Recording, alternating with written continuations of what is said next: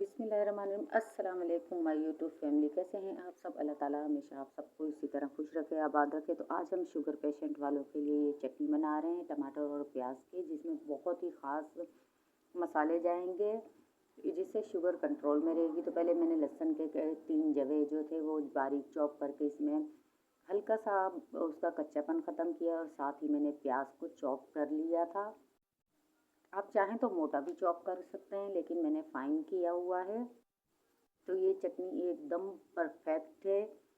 तो इसको फ्रीज़ नहीं कर सकते, ना ही सेव कर सकते हैं, सिर्फ एक ही दिन के लिए इस्तेमाल कर सकते हैं। रोज़ाना ताज़ी बनाएं और इस्तेमाल करें। तो मैंने इसमें अब ऐड कर दिए हैं कलौंजी ऐड कर दिए, हाफ़ टी स्पून मेथी दाना ऐड करेंगे, half tea spoon, half tea spoon में इसमें ऐड करूँगी ब्लैक पेपर, और हाफ़ टी स्पून में इसमें ऐड करूँगी नमक। इन सब चीज़ों को पहले अच्छे से करकरा लेंगे और इसमें ब्राउन होने देंगे। और इसमें मैंने ऐड कर दिया है राई दाना हाफ़ टी स्पून।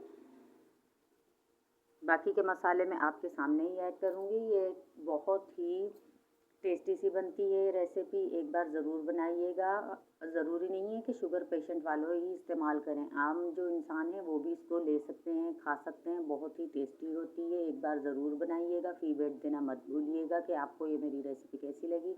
यहाँ पे 3 ही टमाटर मैंने इसमें ऐड कर दिए हैं चॉप करके, और साथ ही मैंने इसमें सूखी मेथी भी ऐड कर दी है, सूखी मेथी दाना भी ऐड किया है, और सूखी मेथी भी ऐड की है, क्योंकि मेथी दाना और मेथी और कलौंजी ख़ास तौर पे शुगर पेशेंट वाले ये इस्तेमाल करते हैं, उनके लिए बहुत फ़ायदेमंद होती है।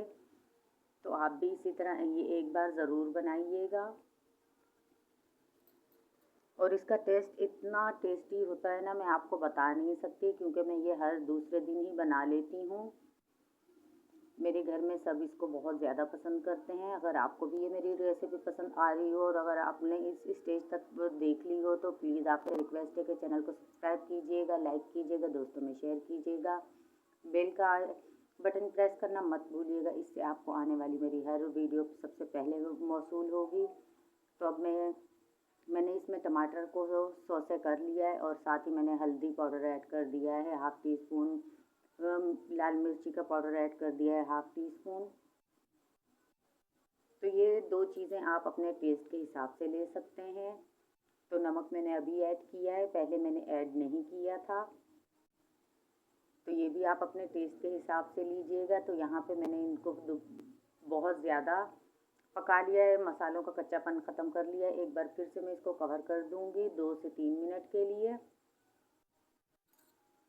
ताकि मसालों का जो कच्चापन है वो निकल जाए। ऑयल भी हमारा इसमें देखें सेपरेट सा हो चुका है। अगर आपको ये रेसिपी पसंद आ रही हो तो कमेंट में ज़रूर बताइएगा कि ये मेरी प्याज टमाटर की यूनिक सी न्यू रेसिपी आपको कैसी लगी। और यहाँ पे मैंने ना इसमें ऐड किया है पुदीने के कुछ पत्ते हैं, ये मैंने सुखा के रखे हुए थे, और ये मैं इसमें मसल के लास्ट स्टेज पे ऐड करूँगी, और फिर से इसकी करूँगी भुनाई।